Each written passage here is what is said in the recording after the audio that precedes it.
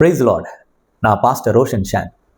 உலகின் மிக ஆபத்தான சர்ச், கிட்டத்தட்ட 2580 மீட்டர் உயரத்தில் ஒரு மலையில் குடையப்பட்ட ஒரு ஆலயம்.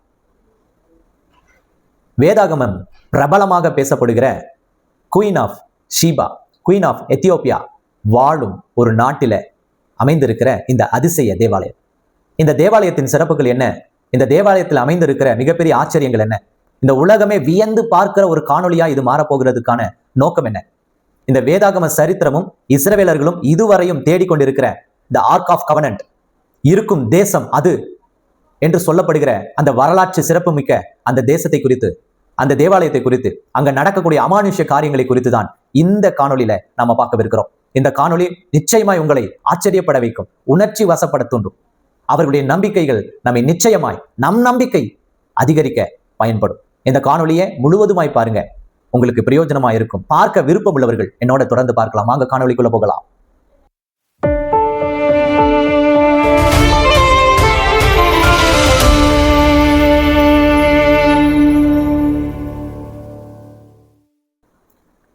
ஆப்பிரிக்கா இந்த உலகம் இன்றளவும் வியந்து பார்த்து கொண்டிருக்கிற ஒரு கான்டினென்ட். அந்த ஆப்பிரிக்கா கான்டினென்ட் மிக அதிக அதிசயங்களை தனக்குள்ள வைத்திருக்கு. ரொம்ப வித்தியாசமான மிருகங்கள், பறவைகள், செடி கொடிகள், மரங்கள் என்று சொல்லி இந்த உலகத்தின் அனைத்து அழகையும் தனக்குள்ள வைத்திருக்கிற ஒரு கான்டினென்ட். அந்த கான்டினென்ட்டின் ஒரு பகுதி, ஒரு நாடு நமீபியா. மிகுந்த செழிப்பான நாடு மாத்திரமல்ல, வேதாகம வரலாறு சிறப்பு மிக்க ஒரு நாடு. வேதாகமத்துல பல இடங்களிலே நமீபியா என்ற வார்த்தை குறிப்பிடப்பட்டிருக்கு. அந்த கான்டினென்ட்ல உள்ள நமீபியா அப்படின்ற அந்த தேசம் இன்றைக்கு உலகம் எங்கிலும் மிகப்பெரிய ஒரு பேச்சு பொருளா மாறி இருக்கு. காரணம் என்னன்னா, அந்த நமீபியாவில் காணப்படுகிற ஒரே ஒரு தேவாலயம் தான் அந்த பேச்சு பொருளுக்கு காரணம். அப்படி என்ன அந்த தேவாலயத்தில் சிறப்பு? அப்படி என்ன அந்த தேவாலயம் பெரிய சிறப்பு வாய்ந்தது? கடவுளே இறங்கி வந்துட்டாரா? கடவுளே அங்க வந்து வசிக்கிறாரா? அங்க என்ன பெரிய அமானுஷ்யம் இருக்கா? தங்க வைரம் வைடூரியங்கள் இருக்கா அப்படின்லாம் நீங்க கேட்கலாம். ஆனா இது எதுவுமே மிகப்பெரிய சிறப்புன்னு சொல்லிட முடியாது. ஆனால் அந்த தேவாலயத்தின் அதை காட்டிலும் மிகப்பெரிய சிறப்பு என்ன தெரியுமா? அந்த தேவாலயம் அமைந்திருக்கிற அந்த இடம்தான் அதற்கான சிறப்பு. நீங்கள் இந்த காணொலியில பார்த்து கொண்டிருக்கிற இந்த காட்சிகள் உங்களை வியக்க வைக்கலாம். அந்த மலைகள், அந்த மலைகளின் உயரத்தை நீங்க பார்த்தீங்கன்னா நிச்சயமா மெய் சிலுத்து நீங்க போவீங்க. அவ்வளவு உயரமான மலைகளுக்குள்ள அதன் உச்சியில அந்த மலையை குடைந்து இதோ ஒரு தேவாலயத்தை ஏற்படுத்தியிருக்காங்கன்னு உங்களால நம்ப முடியுமா?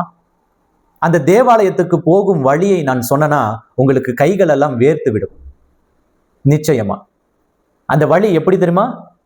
Mountain climbing. அதாவது அந்த செங்குத்தாக இருக்கும் மலையில ஏறி சென்றுதான் அந்த தேவாலயத்திற்கு செல்ல வேண்டும். அந்த தேவாலயம் இன்றைக்கும் செயல்பட்டு கொண்டிருக்கிறது என்பதுதான் மிகப்பெரிய அதிசயம். அந்த தேவாலயத்திற்கு ஒவ்வொரு ஞாயிறும் தேவ பிள்ளைகள், விசுவாசிகள் சென்று ஆராதனை நடத்துகிறார்கள் என்பது உங்களுடைய இந்த காணொளி வாயிலாக முதல் முறை ஒருவேளை நீங்கள் பார்ப்பீர்கள் என்றால் இந்த அதிசய காரியத்தை நாங்கள் இந்த ஒன் காட் வாயிலாக உங்களுக்கு அறிவிக்கிறோம். இந்த காட்சியை நான் முதல் பார்க்கும் பொழுது நான் மெய் சிலிர்த்து போனதே அப்படின்னு சொன்னதை காட்டிலும் நான் வியந்து போனேன் அப்படின்னு தான் சொல்லணும். காரணம் என்னன்னா, மட்டத்தில் இருக்கிற நம்முடைய கட்டிடங்களுக்கு வசதிகள் செய்து கொடுத்து ஏசி போட்டு, ஃபேனை போட்டு, சேர்ஸை போட்டு, சோஃபாவை போட்டு, லைட்டிங்கை கொடுத்து, புகை போட்டு, வர்றவங்களுக்கு உணவளிச்சு, இத்தனை வசதிகள் செய்தால் கூட நாம சரியா ஞாயிறு ஆராதனைக்கு செல்வது கிடையாது. ஆனால் அந்த தேசத்திலும் அந்த கிராமத்திலும் அந்த ஜனங்கள் அந்த உயரத்தில் இருக்கிற ஆலயத்தின் ஒரு மணி, அதாவது அந்த ஆலயத்தின் மணியை நீங்க பார்த்தா கூட மிகுந்த வியப்படைவீங்க. அது இரும்பினால் செய்யப்பட்டதில்ல, அது ஒரு பாறை, ஒரு பாறையினுடைய ஒரு தகடு. அந்த பாறையின் தகடை அடிக்கும் பொழுது அந்த ஓசை அந்த கிராமம் முழுசும் கேட்குது. அவர்களுக்கு அறிவிக்கப்படுகிறது, சபை கூடிவிட்டது, வாருங்கள் என்று சொல்லி. அவ்வளவு அதிசயம் வாய்ந்த இந்த தேவாலயத்தை குறித்து உங்களோடு பேசுவதிலே மிகுந்த மனமகிழ்ச்சியோடும் மிகுந்த ஒரு சந்தோஷத்தோடும் இந்த ஆச்சரியத்தை நான் உங்களோடு பகிர்ந்து கொண்டிருக்கிறேன். இந்த காட்சிகளை நீங்கள் ஒவ்வொன்றாக பார்த்து கொண்டிருக்கீங்க. நீங்கள் பார்த்து கொண்டிருக்கும் இந்த இடம்தான் முதலிலே ஆப்பிரிக்காவில் கிறிஸ்தவம் தோன்றின இடம். இதோ இந்த டூம் பாக்குறீங்க இல்லையா? இந்த கட்டிடம் தான் ஆப்பிரிக்கால முதல் கிறிஸ்தவம் தோன்றின இடம் என்று நம்பப்படுது. அதாவது யூரோப் கண்ட்ரீஸ்ல இருந்து கிறிஸ்தவம் அந்த தேசத்திற்கு வருவதற்கு முன்பதாகவே அங்கே கிறிஸ்தவம் இருந்தது என்று நம்பப்படுது. அது எப்படி சாத்தியம் அப்படின்னா, அந்த இடத்திற்கு ஒரு பெயர் இருக்கு. அந்த இடத்திற்கு அக்சும் அப்படின்னு பெயர். அக்சும், நமீபியால இந்த இடம் அக்சும் என்று பெயர். அது மாத்திரமல்ல, இது எத்தியோப்பியாவின் ஒரு பகுதியா இருக்கிறது. அந்த எத்தியோப்பியாவின் ஒரு பகுதி இன்னும் சிறப்புகள் நிறைந்ததா இருக்கு. என்ன அந்த சிறப்புனா, அந்த எத்தியோப்பியாவின் ஒரு குயின் இருக்காங்க இல்லையா, அந்த குயினுக்கு பெயர் என்னன்னா குயின் ஆஃப் ஷீபா. நம்முடைய வேதாகம சரித்திரத்துல குயின் ஆஃப் ஷீபாவை குறித்து மிக பெரிய ஒரு வரலாறு சொல்லப்படுது. என்ன அந்த வரலாறு என்றால், இந்த குயின் ஆஃப் ஷீபா என்பவர் சாலமோன் வாழ்ந்த காலத்துல மிகுந்த பொன்னையும் பொருளையும் வைரங்களையும் எடுத்துக்கொண்டு சாலமோன் கட்டின தேவாலயத்தை பார்ப்பதற்காக தன்னுடைய அமைச்சர்களோடு சென்றதாகவும், அங்கு போய் சாலமோன் கட்டின அந்த தேவாலயத்தை பார்த்துவிட்டு அவர் திரும்பாமல் அங்கு சில நாட்கள் தங்கினதாகவும் சாலமோன் கேட்டுக்கொண்டதாகவும் வரலாறு சொல்லுது. அது மாத்திரமே வரலாறு கிடையாது. சாலமோன் குயின் ஆஃப் ஷீபாவினுடைய அழகிலே மயங்கி குயின் ஆஃப் ஷீபாவை தன்னுடைய மனைவிகளில் ஒருவராக மணந்து கொண்டார் என்ற வரலாறும் சொல்லுது. சில நாட்களிலே கர்ப்பம் அடைகிற குயின் ஆஃப் ஷீபா அதன் பிறகு அங்கிருந்து அவர் தன் தேசத்திற்கே வந்துவிட்டதாக வரலாறு சொல்வது மிகப்பெரிய ஒரு ஒரு ஆச்சரியமான ஒரு காரியம். அதுலேயும் மிகப்பெரிய ஆச்சரியம் என்னன்னா, நீங்கள் எல்லாம் எதிர்பார்க்கிற இன்னொரு காரியம் என்னன்னா, கிறிஸ்தவம் தோன்றின காலத்துக்கு முன்பதான ஒரு காலத்துல, ஓல்ட் டெஸ்டிமென்ட் காலத்துல இந்த உலகத்திற்கு பாவத்தையும் நன்மையையும் கற்றுக் கொடுத்தது 10 கமெண்ட்மெண்ட்ஸ். அதாவது மோசேக்கு தேவன் கொடுத்த கற்பனை. அந்த கற்பனையை ஒரு பெட்டியில வைத்தார்கள். அந்த பெட்டிக்கு ஆர்க் ஆஃப் கவனன்ட் என்று பெயர். 2 கேருபீன்கள் சட்டையை விரித்து மறைத்திருப்பார்கள். அந்த பெட்டிக்குள்ள அந்த கவனன்ட் வைக்கப்பட்டது. குயின் ஆஃப் ஷீபா எருசலேமிலிருந்து நமீபியா திரும்பும் பொழுது தான் வாழும் அந்த தேசத்திற்கு அந்த ஆர்க் ஆஃப் கவனன்ட்டை எடுத்து வந்து விட்டதாகவும், நான் இப்பொழுது பேசிக்கொண்டிருக்கிற இந்த நிமிஷத்திலும் இந்த உலகத்துல ஆர்க் ஆஃப் கவனன்ட் இருக்கும் இடம் நமீபியாவில் இருக்கிற அந்த இடம் என்றும் நம்பப்படுகிறது. ஏன் குறிப்பிட்டு சொல்ல போனா, இஸ்ரேலும் அடிக்கடி இந்த தேசத்தின் இடத்துல அப்படி ஒரு அந்த பொருள் அங்கு இருந்தா அதற்கு நாங்கள் தான் சொந்தம், எங்களுக்கு தான் அது சொந்தம், அது எங்களுக்கு தர வேண்டும் என்று சொல்லி கூட அடிக்கடி அவர்களிடத்துல பேசி வருவதாகவும் கேட்டதாகவும் அநேக குறிப்புகள் சொல்லப்படுது. இப்போ இவ்வளவு சிறப்பு வாய்ந்த அந்த இடத்துல கட்டப்பட்டிருக்கிற, அதாவது கட்டப்பட்டேன்னு சொல்லக்கூடாது, குடைந்து உருவாக்கப்பட்டிருக்கிற ஒரு தேவாலயத்தை குறித்ததான காரியத்தை தான் இன்றைக்கு நம்ம பார்க்கவிருக்கிறோம். அது மாத்திரமல்ல, குயின் ஆஃப் ஷீபா சாலமோனை மணந்து அந்த ஆர்க் ஆஃப் கவனன்ட்டை கொண்டு வந்த பிறகு அந்த ஆர்க் ஆஃப் கவனன்ட் அந்த தேசத்திற்கு மிகப்பெரிய ஆசீர்வாதமாய் இருந்தது. அந்த தேசத்தில் இருந்தவர்கள் எல்லாரையும் கிறிஸ்தவர்களாக உருவாக்க பயன்படுத்தப்பட்டது என்று நம்பப்படுது. அதன் பிறகு 9 செயின்ட்ஸ் அங்கே அந்த கிறிஸ்தவத்தை பரப்ப பிரபலப்படுத்த உதவினார்கள் என்று வரலாறும் சொல்லப்படுது. அவர்கள் கட்டின அந்த இடம்தான் அந்த மானிஸ்டரி. அங்கே அநேகம் காணப்படுகிறது. அதிலே நன்ஸ், அதாவது பெண்கள், தேவனை ஏற்றுக்கொண்டு வாழ்பவர்கள் அநேகர் இருக்கிறார்கள். அந்த மானிஸ்டரி அப்படின்ற அந்த இடத்தை குறித்துதான அந்த வரலாறு, அந்த காரியத்தை, சிறப்பை நம்ம பார்க்கும் பொழுது அங்கே நமீபியால அந்த மானிஸ்டரி ஆண்களால மாத்திரமே ஆளுகை செய்யப்படுது, நடத்தப்படுது.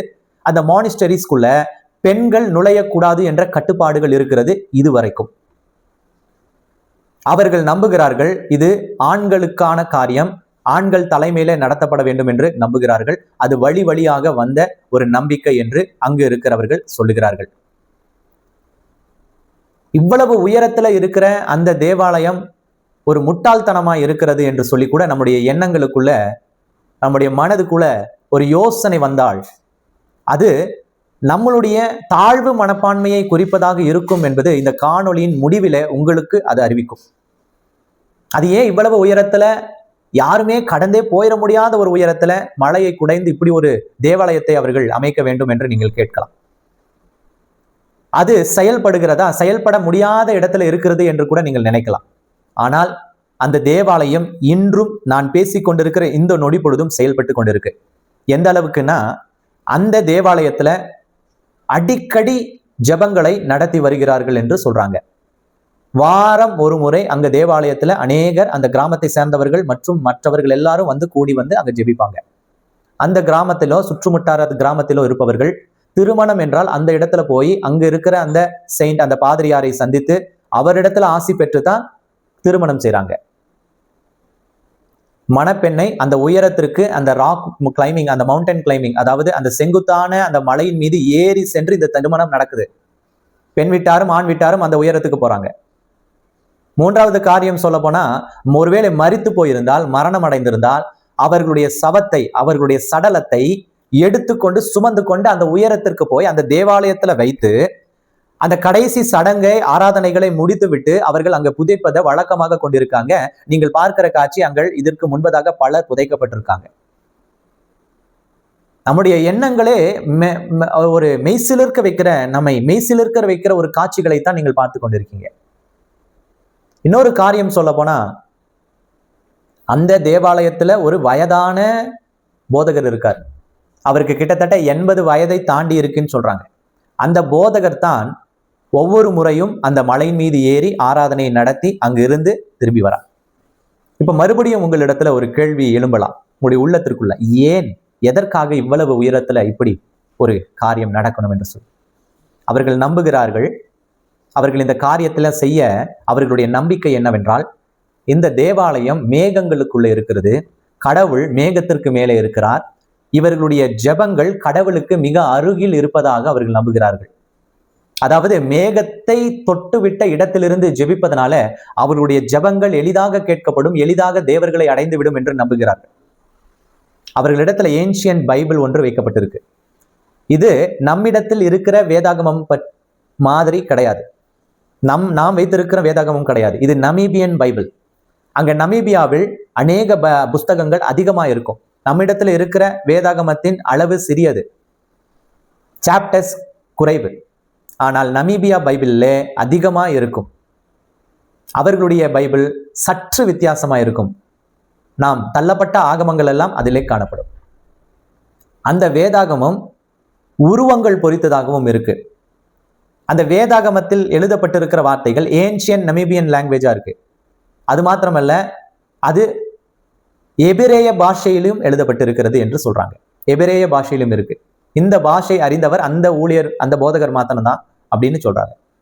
இந்த இடத்தை ஒரு யூடியூபர் கிளைம் பண்ணிட்டு போறாரு. ஒரு யூடியூபர் ஒரு ஆப்பிரிக்கா மேல அன்பு வச்சிருக்கிற அந்த ஆப்பிரிக்கானுடைய அந்த எக்ஸ்ப்ளோர் பண்ற ஒரு யூடியூபர் கிளைம் பண்ணிட்டு போய் இப்படிப்பட்ட ஒரு இடத்தை இந்த உலகுக்கு காட்டாரு, எக்ஸ்ப்ளோர் பண்றாரு. அந்த காட்சிகளிலிருந்து எடுக்கப்பட்ட காட்சிகளைத்தான் நாம் இன்று இந்த காணொலியில நான் பயன்படுத்தி இருக்கிறேன், நீங்கள் பார்த்து கொண்டிருக்கீங்க. இதை உங்களுக்கு காட்ட வேண்டும் என்று மனதுக்குள்ள பெரிய ஒரு ஏக்கம், பாரமே எனக்கு வந்துருச்சு. ஏன்னா, எதற்காக பாஸ்டர்னா, இன்றைக்கு எல்லா சகல வசதிகளோடும் இருக்கிற நம்ம வீட்டின் அருகே இருக்கிற நடக்கும் தூரத்தில் இருக்கிற சபைகளையே நாம நாடுவதில்லை, போவதில்லை. சோம்பேறித்தனம் இருக்கு. அவ்வளவு தூரம் போகணுமான்னு கேட்கும் பொழுது, அந்த மலையில் ஏறும் பொழுது தவறினா கூட மரணம், இறங்கும் பொழுது தவறினாலும் மரணம். ஆனால் அவர்கள் வைத்திருக்கிற அந்த தெய்வ நம்பிக்கை அவர்களை அந்த உயரத்திற்கும் போய் தேவனை ஆராதித்து வர செய்கிறது என்றால், அவர்களுடைய நம்பிக்கையை நாம் போற்றத்தான் வேண்டும். இந்த காணொளியும் உங்களுக்கு நிச்சயமாய் அந்த நம்பிக்கையை தான், அவர்களுடைய விசுவாசத்தை தான், தேவன் மீது அவர்கள் வைத்திருக்கிற அன்பைத்தான் வெளிப்படுத்துது. ஒருவேளை இந்த காட்சிகள் எல்லாம் உங்களை உணர்ச்சி பூர்வமாக்கி இருக்கலாம். அவருடைய நம்பிக்கைகளை பார்த்து நாம் வியந்து போயிருக்கலாம். எல்லாரிடத்திலும் அப்படிப்பட்ட நம்பிக்கை இருக்கு, உங்களிடத்திலும் இருக்கு. இந்த காணொளி அந்த நம்பிக்கை இன்னும் மெருகேற்றும், இன்னும் ஆவிக்குரிய வளர்ச்சியில நாம இன்னும் சாதிக்க, இன்னும் தேவனுக்காக எதையாகிலும் செய்ய, யார் யாரோ எதோ செய்யும் பொழுது நாமும் செய்ய வேண்டும் என்று ஊக்கப்படுத்ததான் இந்த காணொளி உங்களுக்காக பதிவிடுகிறேன். நிச்சயமா இந்த காணொளி உங்களுடைய ஆவிக்குரிய வாழ்க்கையை ஒருபடி மேலே நகர்த்திருக்கும். உங்களுக்கு இது பிரயோஜனமா இருந்தால் இதை மற்றவர்களோடு பகிர்ந்து கொள்ளுங்க. இதை மற்றவர்கள் யாவருக்கும் எடுத்து செல்லுங்க. இந்த தேவன் மீது வைத்திருக்கிற இந்த நம்பிக்கை, அன்பை இந்த உலகம் காணும்படி கை செய்யுங்க. இந்த வீடியோவை பகிர்ந்து கொள்ளுங்க. இந்த வீடியோவை தொடர்ந்து மறுபடியும் பாருங்க. எங்களுடைய ஒன் காட் சப்ஸ்கிரைப் பண்ணி இப்படிப்பட்ட இந்த காணொளிகளை இன்னும் அநேகருக்கு கொண்டு செல்லவும், இந்த ஊழியம் இன்னும் பிரபலமடையும், இன்னும் அநேகருக்கு பிரயோஜனமாய் மாற்றவும் எங்களுக்கு சப்ஸ்கிரைப் செய்து உதவுங்க. நான் உங்கள் ஊழியன் Roshan Shan. God bless you.